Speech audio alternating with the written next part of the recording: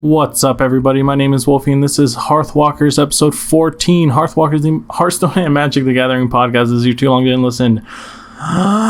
Legends of Runeterra is out on open beta now. Plus, Galakrond's Awakening is happening right now, and Theros is out right now. There's like everything that's happening on for card games right now. You need to listen to this episode to figure out what's going on, so let's start the show. We have not started the show yet, right? Oh, it's always starting. Hello, and welcome. It's time to bingo! Yes! Pull up a chair by the hearth.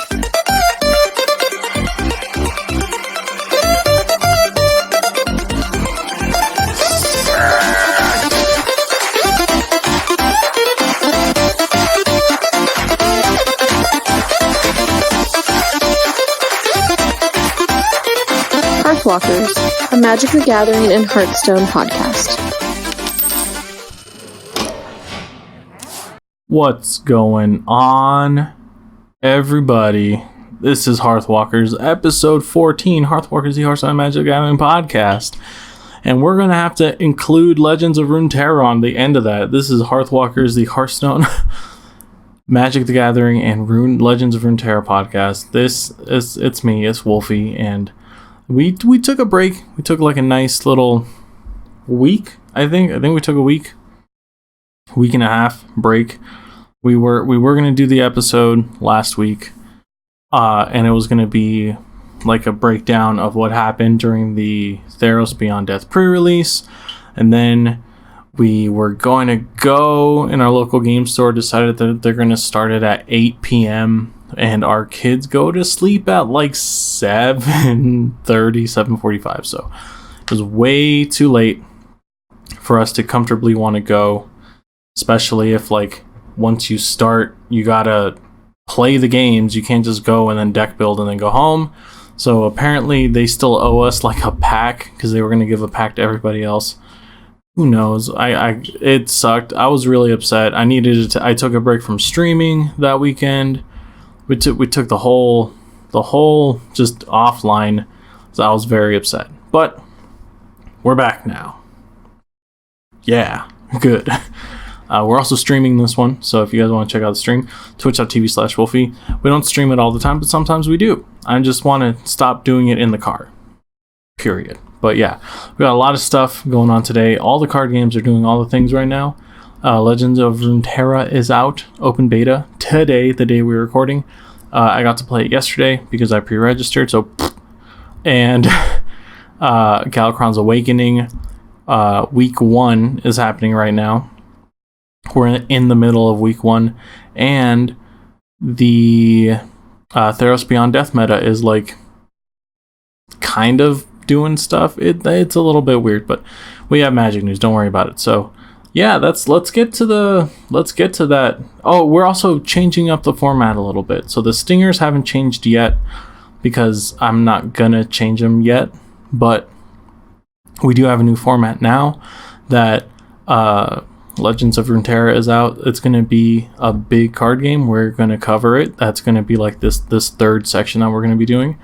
So instead of doing news, esports, and then the main topic, we're just going to be doing Magic, Hearthstone, and Runeterra from now on. And then a main topic tacked on top of that. So the actual gaming, the specific game portions are going to be a little shorter, hopefully, unless there's like a big news thing. In that case, we would just move whatever topic that is to the main topic for the podcast episodes, because podcasting, right? And yeah, I think Runeterra is going to be big. Don't worry about it, you guys. I think it's going to be great. But yeah, let's move on. We're going to move on to Magic the Gathering. Let's do Magic the Gathering. News team! Assemble! I understand you are in need of support. Good news. I've arrived. Alrighty then. We're talking Magic the Gathering, you guys. There's a couple of things we're going to talk about. So first off, this is the silliest thing. It doesn't even involve anything that dramatic. But there's a card in Theros Beyond Death called Dryad of the Elysian Grove. Now, Dryad of the Elysian Grove is not a Dryad. it is a nymph. In the creature type, it's an enchantment creature nymph. The actual card is 2 and a green for a 2/4 enchantment creature nymph that says you may play an additional land each turn. Lands you control are every basic land type in addition to the other types. So as we know, green can be any color, which is fine. That's how green do. But people were like, wait a second. Dryad is a creature type in Magic, and this is called Dryad of the Elysian Grove, but it's not a Dryad. What's up with that? And then it sparked a fuse for some reason with the Magic community. Then one of the people behind the game, I forget his name. It's that unconsequential, but basically he said that someone messed up. It was supposed to say Dryad Nymph or Nymph Dryad, because back when Theros first came out, Dryads were already a thing, but they wanted to do nymphs and other types of Dryads. But the green nymph was called a Dryad. So on the creature type, they would tag in Dryad Nymph, and they literally forgot this time. They straight up just forgot about it. So quality control missed that one, and it got by, and it made people upset. And apparently Wizards is going to fix it. Maybe future printings are going to have the creature type Dryad Nymph, and this misprinted version might be a collectible for an extra 50 cents. I don't know. Probably not. But yeah, that was dumb. Anyway. The Worlds, not Worlds. Is it Worlds? World MTG. Choose your... Oh my gosh, I can't type. Champion is happening right now. I already chose mine. Choose your champion. Oh my god, this is... Okay, there we go. So for Worlds, you can pick your champion, and it has they have like a site set up for it. And I can't find it right now, but you can basically choose out of the, I think, 16 people that are playing. Oh my god, I just clicked on the same thing. All of the...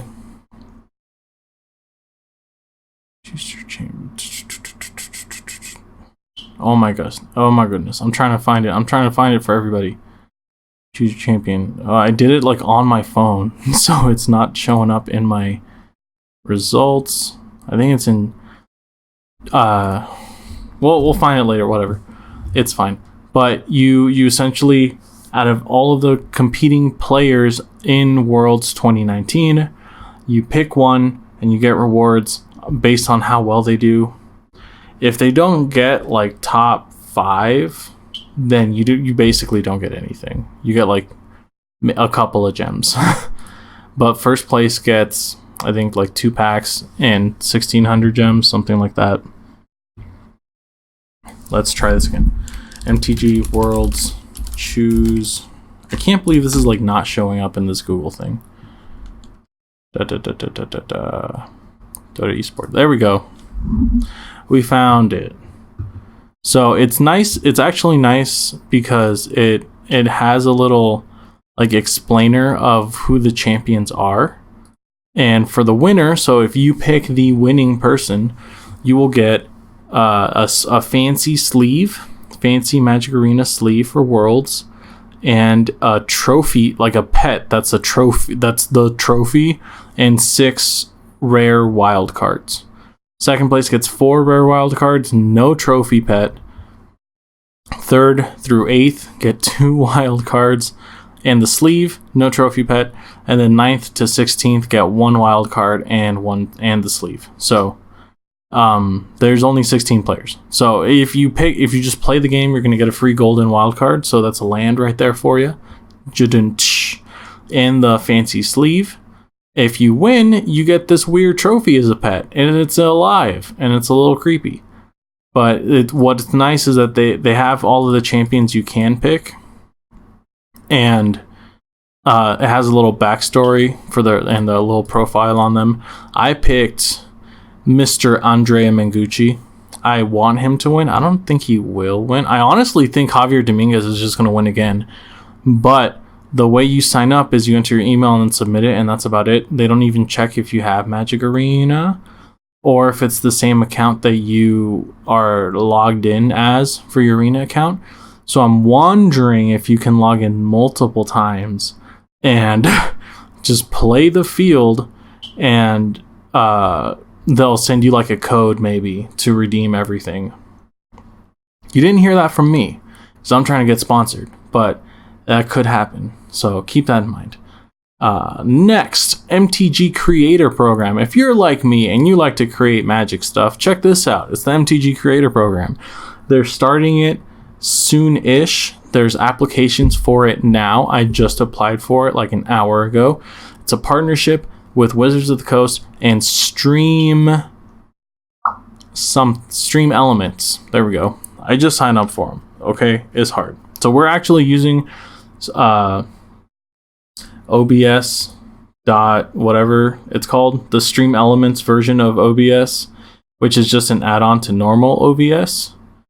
I'm not gonna try. I just saw chat for a second. Like, I'm not gonna try your email. Calm down.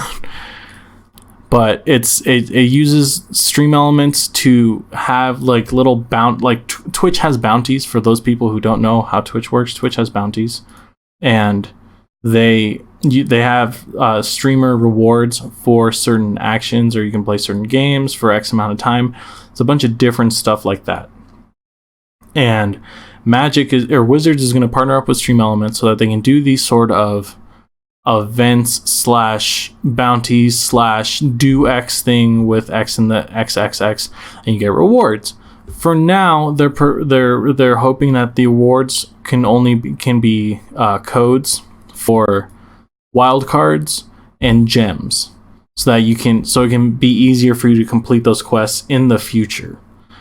And afterwards, they're hoping to make the rewards bigger and better once the program is underway, which is really cool. But honestly, I need gems. I need that in-game currency to do stuff in the game, right? So on the little explanation thing, they have 3 different examples. One of them, all mana, 1 day remaining, personal game code is the reward. Win a game where your opening hand is all mana, and then you submit an image. So there's 2 different types of challenges. One of them is, as clarification, the last official thing on the Worlds is the rare cards are ICRs, not WCs. But if you aren't full on standard, it'll give you some good things. That's true, yes. Is the rare cards are ICRs, not WCs. Okay, so it's a random rare card, not a wild card. Sorry about that. You're right. I was corrected by Twitch chat. Oh, it hurts. It hurts so good to be right sometimes and wrong. Anyway, so there's 2 different types of thingies that you can do. There's a manual challenge and there's like automated challenges. Automated challenges are challenges that using the Twitch API, Stream Elements can track automatically, and you don't have to do anything. Just sign up for it, and you'll start progressing through it, and then you'll get the rewards once you're done. Manual challenges are ones that you'll have to do a specific thing and then prove through a video or a screenshot that you did it of your stream. So this one of all mana, you have to submit a screenshot of your opening hand as having full mana. And then there's these 2 other ones that say stream for 4 hours, and one that says 3x raid 3 times with 50 viewers. So that's cool. I like it. It's a super dope system that they got going on right now, and I'm excited to get accepted. Wink, wink, wink, wink, wink, wink. I applied today. Next, on the same page, they also announced the Green Light Fund, which is incredibly exciting. So WotC basically put aside $1 million, 1 million buckaroos to seed new Magic series in 2020. And it can be showcasing tabletop or digital or a combination. And the Greenlight Fund is only going to be available through the creator program. So you have to sign up for the creator program before you can submit for the Greenlight Fund. For the Greenlight Fund, you literally need to develop a pitch and send it to them, to WotC, and they will review your pitches and see which ones they like, what they want to fund. Their examples were a la game nights, Friday nights, or What the Deck. If you guys don't know what the deck is day 9 is as a host, and then he cycles through different streamers like Brian Kibler and Noxious. I think there's a third guy that came on one time, but it's a weekly show where they have deck building challenges, and then they just play games. One of them was like Artifacts Matter versus Enchantments Matter. One of them was Dragons versus Wolves. One of them was Combo versus Control, I think. I can't remember. They've done it like maybe 7 or 8 times now. You can find those on Day 9 TV's YouTube channel and also stream. Game Nights is also a Wizards or WotC sponsored show done by the Command Zone. It's amazing. If you guys don't watch Game Nights, go watch Game Nights. It's the best. Friday Nights is discontinued for now. Is officially discontinued. That was done by Loading Ready Run, and they did like skit based comedy in a Magic the Gathering setting in Canada. That's the best way I can explain it. It's just funny things happening to Canadian Magic players. And usually revolving around pre-release or a new set release or new cards coming out. So if you guys want to see like kind of like what they're looking for, that's kind of like their example of what they're looking for. They want a detailed pitch, along with must submit a detailed pitch through a challenge that will go. Okay, that's it. So just a pitch. And the pitch must include goals, a business plan, promotion plan, and budget breakdowns. So they're being legit about it, and I think it's super cool. I have a couple of ideas. I don't know if it's a good idea to say the ideas right now, since it's a far off. What the hey? So there's we talked about him in a previous episode, the content creator showcase episode. Couple weeks ago.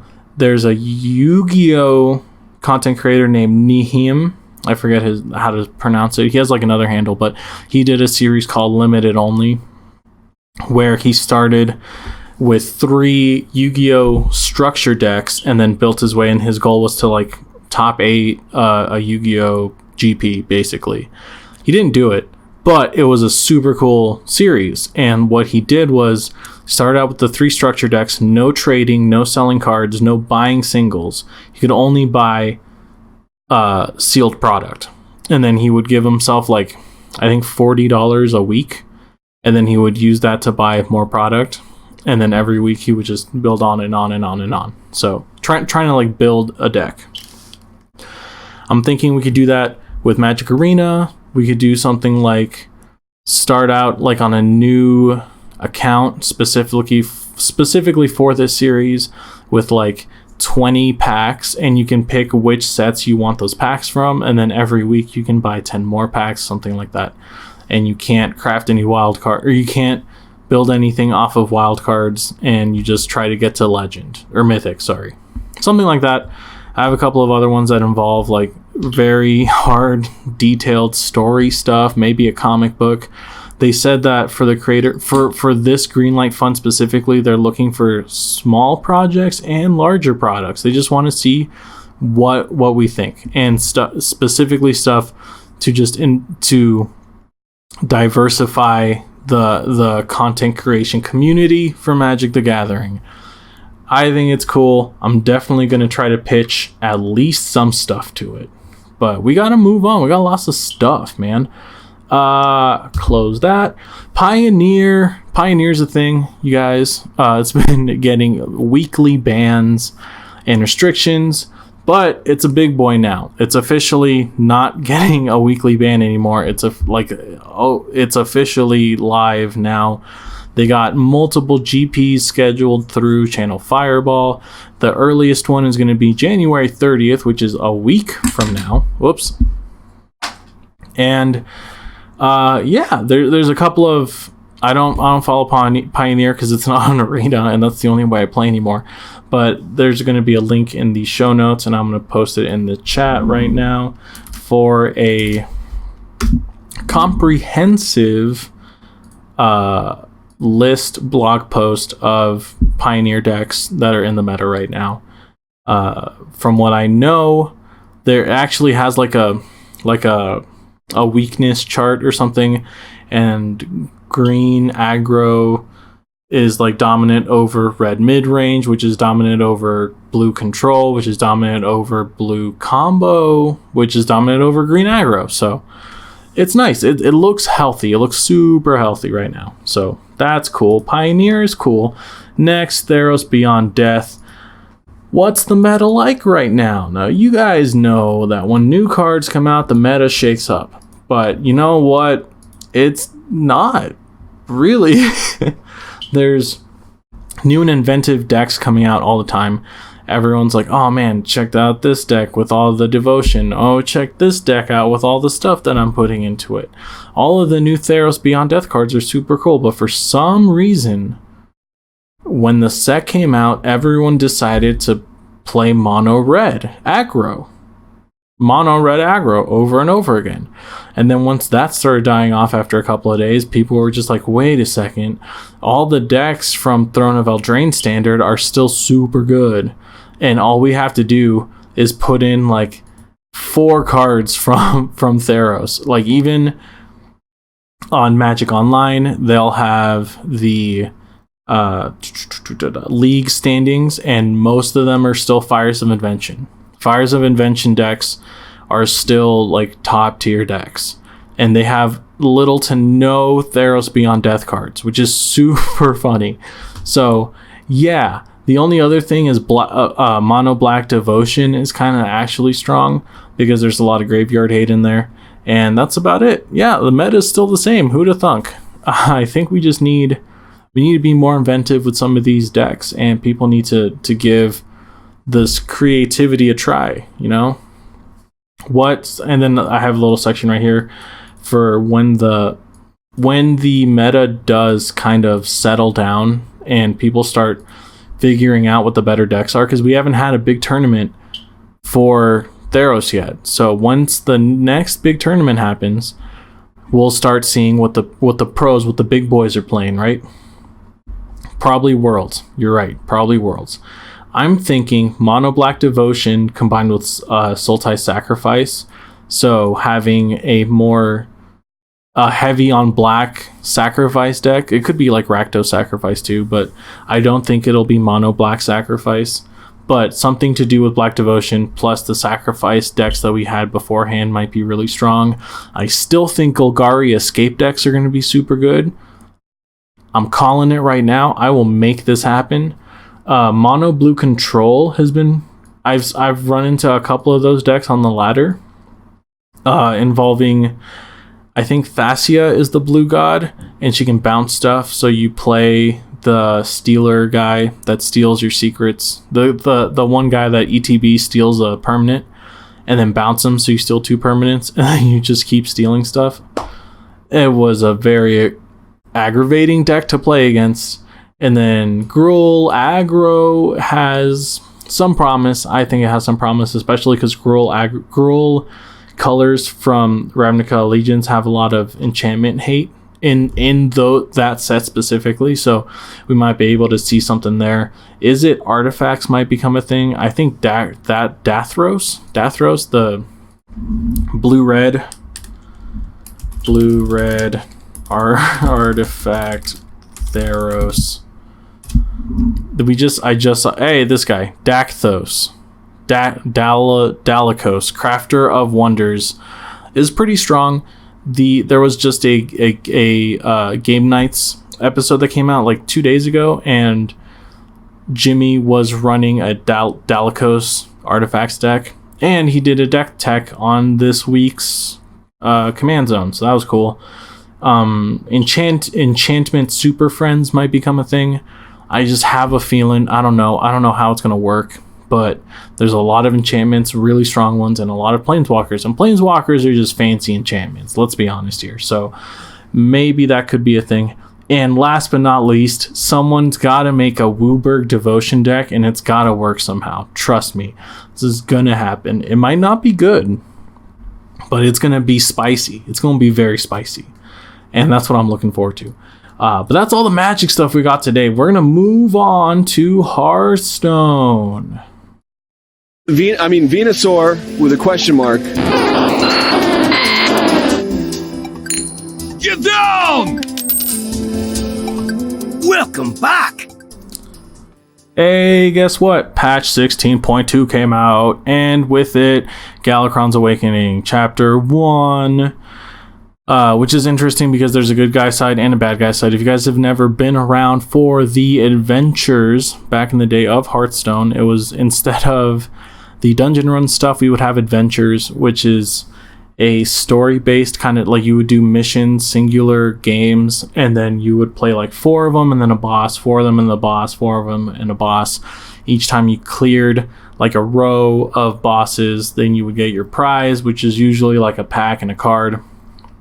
It's where cards like Lotheb came out. What was the last? I think the last one was with not Rafam, Khadgar. The whatever the Khadgar one was. It was a long time ago. People got really bored with it and they got kind of dumb. So it's actually nice now. Like, I don't know what to say, but like they're just good now. Like whatever made them bad, they're good now. So yeah, chapter 1 came out. Each chapter has a certain amount of games. That it's like 4 for the good guys ones, and then for the evil chapters you have to do 3 games. You get a prize at the end of each one, which is a card, two copies of a card. We will have new legendaries. We're getting 35 new cards total once the 4th and final chapters come out, and that's super exciting because now the meta is going to shake up a little bit every week, and we're already seeing changes. One of the Druid cards that came out was I forget what it's called, but it's a 7 mana 4/8 beast with taunt and reborn. It's just and it can't be targeted by spells. So it's just this giant wall that Druid has now, and it spawned an entirely new deck that's actually competitive, and Druid was struggling really bad. You can actually see the new cards too, because Hearthstone is cool. Can I see the new cards? Apparently not. Okay. We're gonna let's do it. I know we can see the cards in here, but the whole system of it is actually kind of nice. I like it a lot. Here we go. Winged Guardian, 7 mana, 6/8 taunt with reborn, can't be targeted by spells or hero powers. So it's just an unstoppable wall, and because it's a beast, it can come back with Witching Hour, and you can do other stuff with it because Druid has some beast synergy cards. We're not going to go over all the cards here. Because they're going to come out week by week, but there are some legendaries in here. There are 2 neutral legendaries, 1 legendary for Shaman, and 1 legendary hero for Mage, the Amazing Reno, which is actually kind of nice. Each class is getting a little some love, and then we're getting some actually pretty cool neutral cards, which is fun, which is great. And they're rolling out week by week, so the meta is actually going to be seeing some shift, and it's not going to be all at once, so people can kind of adapt to the changes a little bit. You can buy each chapter for $6.99 or 700 gold. If you didn't pre-purchase it, you can also buy the entire thing for $19.99, but you can't buy the whole thing for gold. You have to do it as each chapter releases. Now, moving on to Battlegrounds news. We got a new hero, Tyrion Fordring. He's good. Honorable Warband is his ability. It costs 1 gold, and it gives a minion with no minion type +1/+1. That's good, because now minions that don't have minion types can now get buffed, which is always the hardest part about them. Our second hero, Millhouse Manastorm. His ability, Manastorm, is a passive ability that says minions cost 2 gold, refresh costs 2 gold, and you only start with 2 gold. This one, not so much. Turns out minions costing 2 gold isn't the best discount in the world, but having your refresh cost be 2 gold is kind of a drawback, and you starting with 2 gold means that you update your tavern a lot slower too. So maybe give Millhouse a try. It depends on people are being aggressive or not. We also got some new minions, Imprisoner and Fiendish Servant. They are both demons, and Fiendish Servant is a tier 1 minion with a 2/1 demon tag. Death Rattle, give this minion's attack to a random friendly minion. Actually kind of useful. And then Imprisoner is a tier 2 with Taunt and Death Rattle, summon a 1/1 imp. And he's a 3/3. They're both decent cards, nice additions to the demon class. Not that demons needed that much love, but I haven't been playing for a while because there's too many card games going on. We also had some changes. Voidwalker has been removed from the Battlegrounds pool. So they got 2 demons, but they lost one actually good one, but he falls off late game, so I guess we don't know about that. We have some golden legendary changes. So Golden Zap Slywick now has Mega Wind Fury, which means he attacks 4 times instead of just having bigger stats in normal Wind Fury. So now he has bigger stats in Mega Wind Fury, which is sick. We also had changes to Golden Bran and Golden Baron Rivendare, where their effects would stack if you had the golden version and a normal version. So the golden versions of both double your Bran does battle cries and Baron Rivendare does death rattles. So if you had both of them, or if you had a golden version and a non-golden version, then they would triple, which is not supposed to happen. And it was pretty broken, but they fixed it.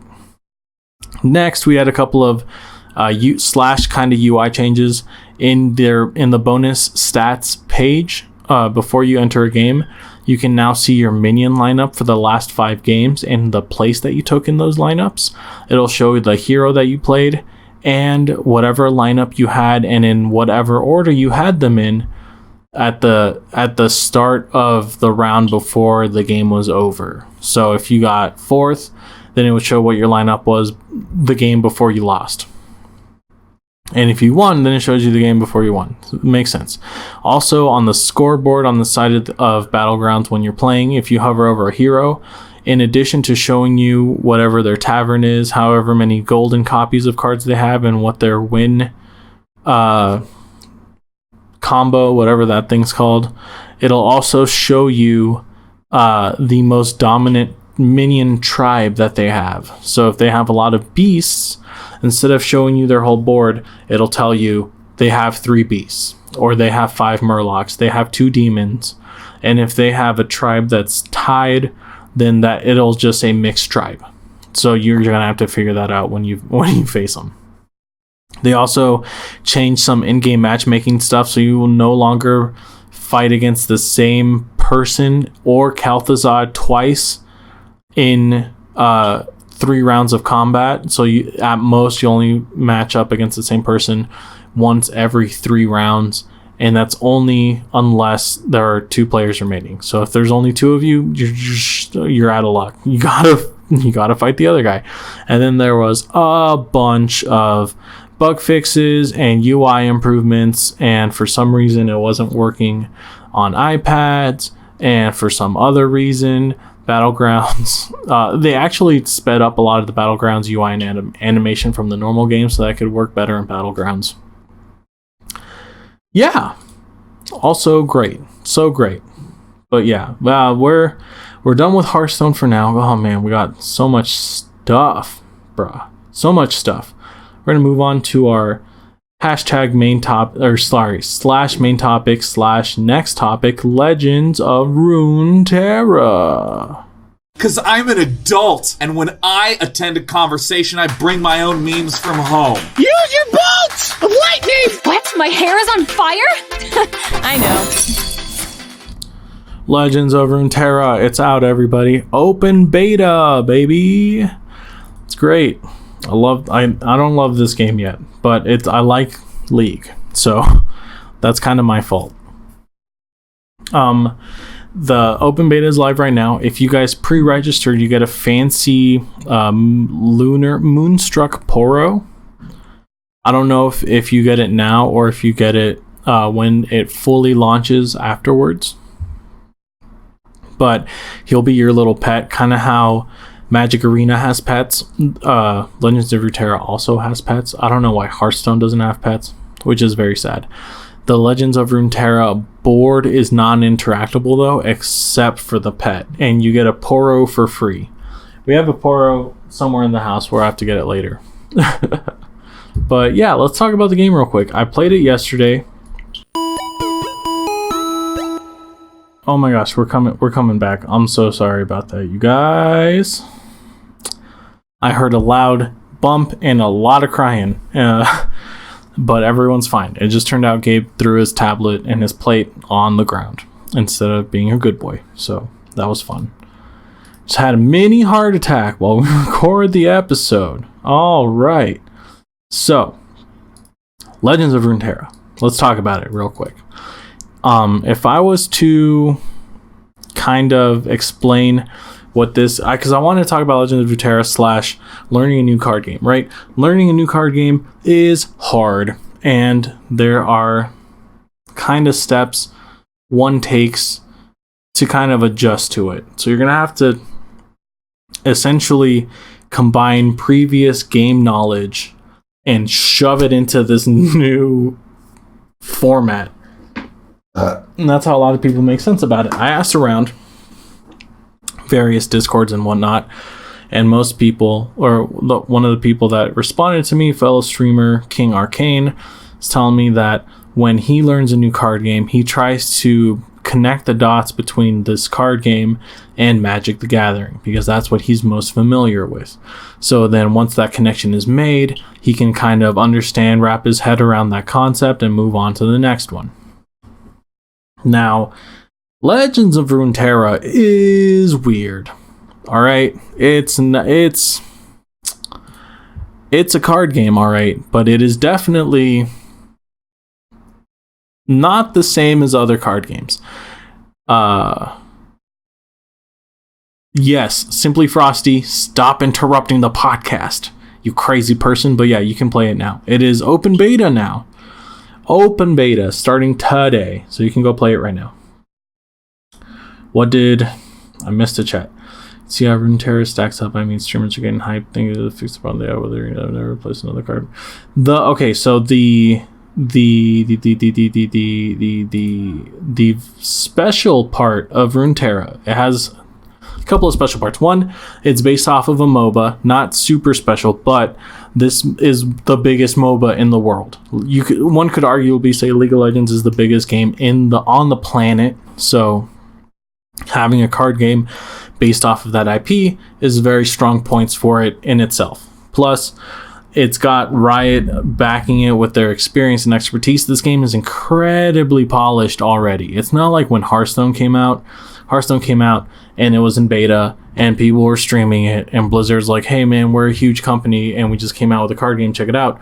But it still had a lot of graphical, not glitches, but like it does not look as good as Runeterra looks now. Like Runeterra looks freaking nice. Okay, you guys, it looks super good.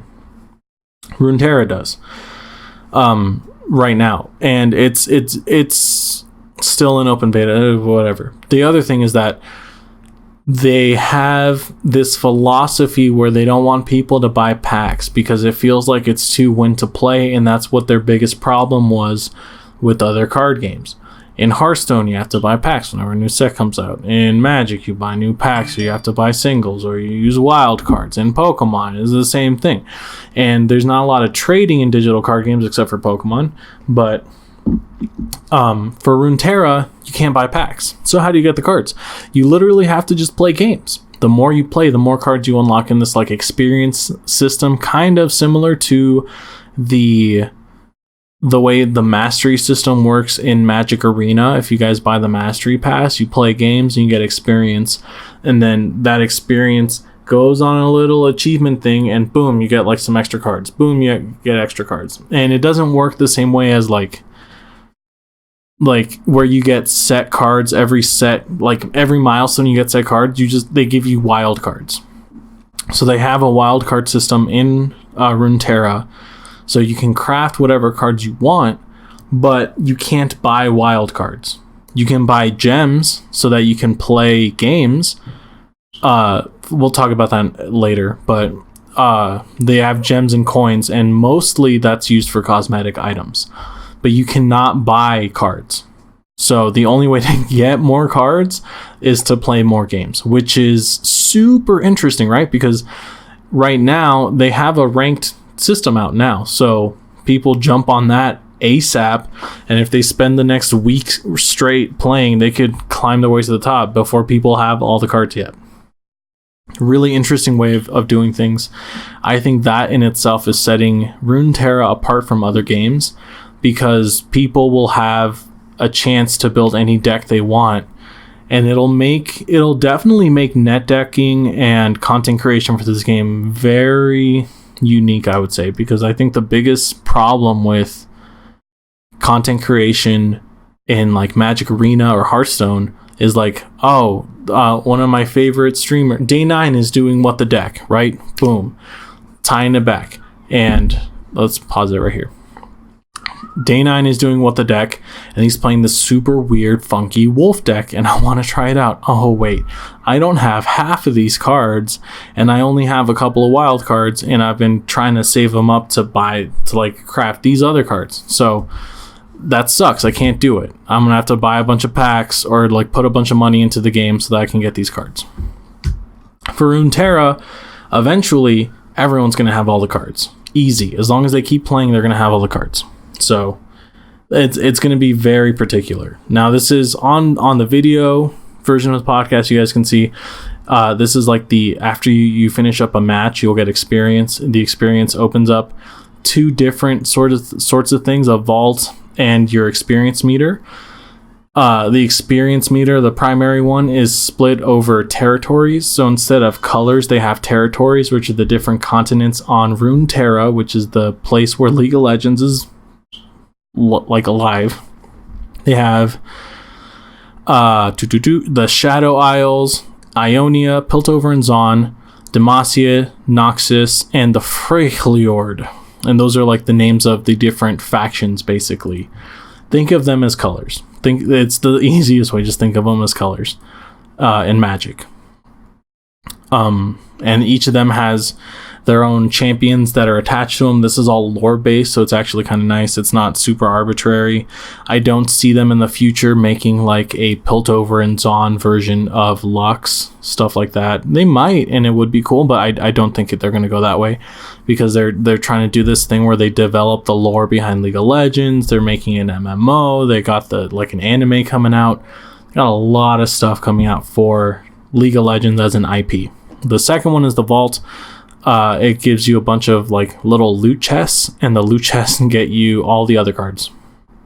And you can also get some of the specific cards off of that as well. And there's like a rarity thing like every other game. A lot of stuff is very similar to other games. The rank system works the same way as ranked in League of Legends, which is an LP based system. So when you win games, you gain ranking. If you lose games, you lose ranking. And you go from steel all the way to like masters or diamond or whatever the like top tier is. And once you enter a new tier, each tier has 4 divisions, and it goes from 4 to 3 to 2 to 1, and then you promote to the next one. And at any point, whichever tier you're in, you cannot fall backwards. So they want to encourage diversity and creativity and deck building in the meta. So once you get from like Iron 4 to Iron 3, you can't fall back to Iron 4 no matter how many games you lose. You could see this as a good thing. So I guess some people could see it as a bad thing, but eventually you'll find like the tipping point around maybe like Gold 1 to Gold 4, where there's just a lot of crazy diversity, and it's going to get really hard in those specific regions. And then once you pass that, you can just climb up and up and up and up. Sorry. Let's go over gameplay real quick. The board is very peculiar. You have your hand, and then you have a secondary spot, and then what looks like a battlefield. I really don't like this, because the giant battlefield in the center, you would think that's where you play your cards. That is only for combat. So where you play your cards is the smaller secondary portion, and that's your like active cards.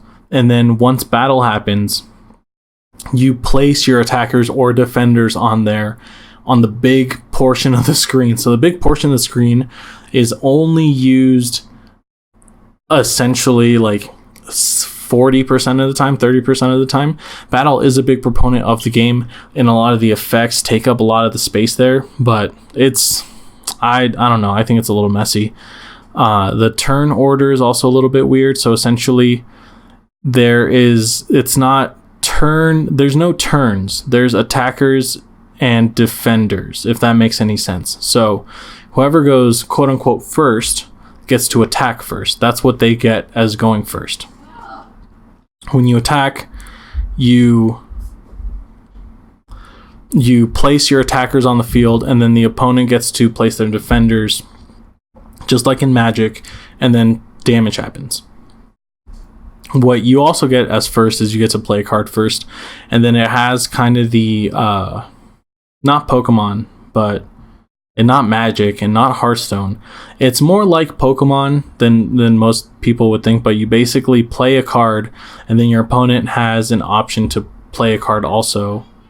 And there's like a split second version of spells. So like there's like a super fast spell in Runeterra, which works the same way split second does in Magic, where it doesn't give your opponent a chance to react to it.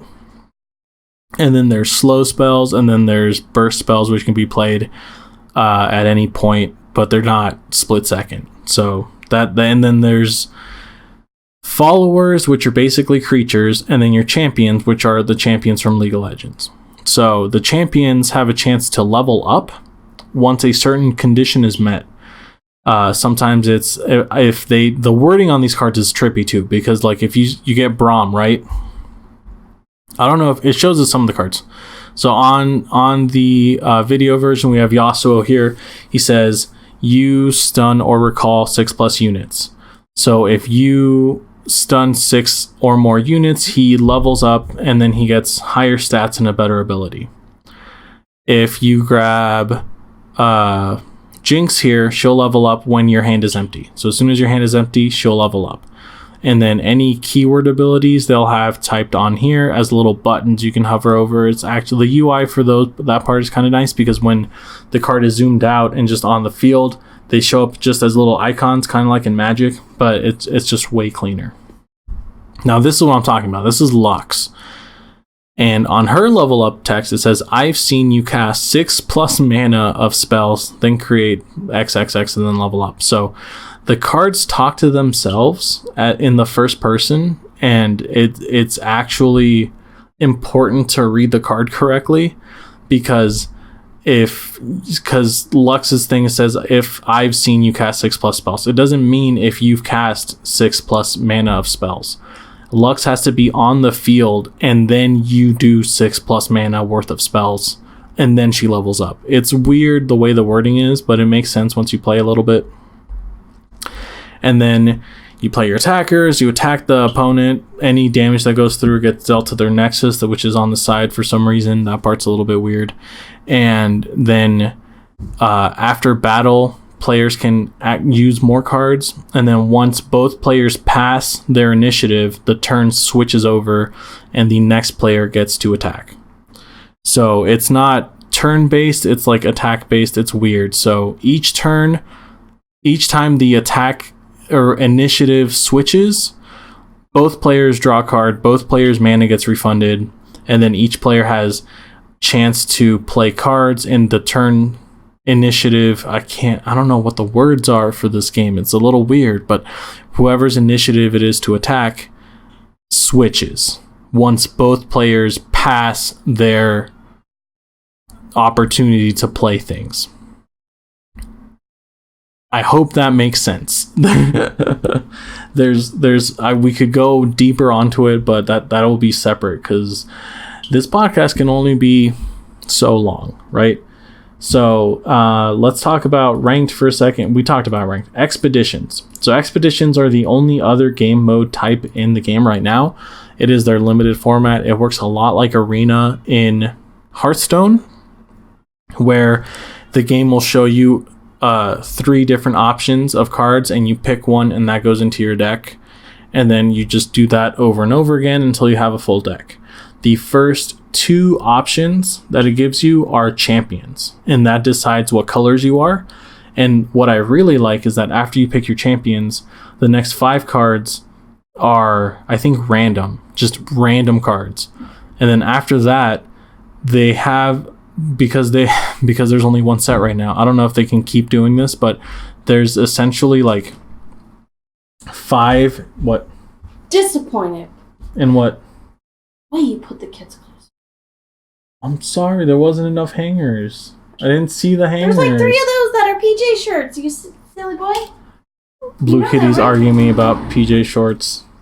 Shirts PJ versus shirts. normal shirts. PJ shirts. PJ shirts. Should know the difference. PJ shirts. This is the section of the podcast where Blue Kitty comes in. It's new. We don't have a bumper for it. My podcast.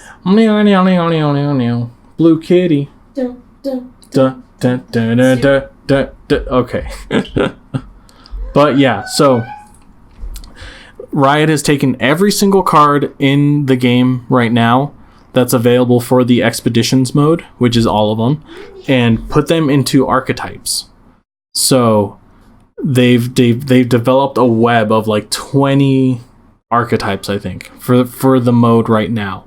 And every other pick you get is a synergy pick with whatever archetype you're in. So if I picked Elise and some spider cards, right? So I picked Elise and let's go with Braum, right? He summons a Poro. So I would be in the spiders / Poro archetype. I would have like spiders as an archetype and Poros as an archetype. So my one pick would be just random cards, and then the next pick would be either a spider card, like spider cards, or Poro cards, which make like it just meshes everything nicely. I really like the way they're doing it. It's almost similar to the way the bucket system in Hearthstone works for Arena, where they rate all the cards. They give them like a rating, and then based off of that rating, they get offered at the same time. So like you'll get a fair amount of powerful cards versus non-powerful cards. Anyway, I haven't even played that mode yet. I haven't even built my own deck yet. We've played all the tutorials, and that's about it. For the rewards for the expeditions is actually cool. If you get 0 wins, you get a random champion card. One win, you get a champion card plus 200 shards, which you use the shards to buy back into the game mode. 2 wins, you get a champion card, a bronze chest, which has random cards in it, and 200 shards. 3 wins, you get champion card, a silver chest, and 200 shards. 4 wins, you get a capsule, which I think might have shards in it, and 600 shards. Champion card for 5 wins, golden chest, and 800 shards, all the way up to 7 wins, which is a champion capsule and 400 shards. That's a lot of words that I'm saying that I don't know what they mean. But I'm assuming, I'm just going to shoot it out here and say that you want 7 wins. You also can get more. You only get knocked out when you get 2 losses in a row. So I could lose the first round, win a round, lose another round, win another round, lose another round, and just do that over and over again until I get 7 wins. You only get kicked out of the expedition mode once you get 2 losses in a row. So that's super cool. I think that's super cool for a limited mode. It's there basically to be just a funner version of ladder to help you fill out your collection. Lastly, we're almost done. When you are learning a new card game, you gotta do research. You gotta find Lily's in here. You gotta find streamers and content creators that you like that do the game that you're trying to learn, right? So that you can learn deck ideas, different strategies, stuff like that. You know, you gotta figure this stuff out. So what better way of finding out who's playing League of Legends than watching me telling you who's playing, Legends of Runeterra. Merchant is also a Magic the Gathering streamer. He picked up Legends of Runeterra yesterday. Who knows if he's going to stick with it. but he's been doing a couple of deck techs already, and it's only been 2 days. So yeah, he'll be fine. And then Disguised Toast and Trump, which are both they started out as Hearthstone streamers, and they've jumped ship to like every game imaginable. Disguised Toast has like a Facebook streaming contract, so he's primarily a Facebook gaming streamer now. And Trump just does a bunch of other stuff. But they've both been playing Legends of Runeterra since closed beta, and they got permission to like stream a lot of it. So they've got a bunch of deck techs out already, a bunch of content out already, and they're just great content creators in general. So check them out. If you have any questions, we're going to be trying to stream Legends of Runeterra on top of the Magic and the Hearthstone that we stream. It's going to be a little rough. That was a little loud. It's going to be a little rough, but we're going to do it. We're going to do it to it. So that's going to be the end of the podcast. Thank you guys so much for showing up. Thanks to everybody that showed up to the live stream. I didn't even think people were going to show up to us doing it live, but people did, and I appreciate that. Even though I said I wasn't going to talk to the chat, I did anyway, and it's too bad. I'm still going to do it.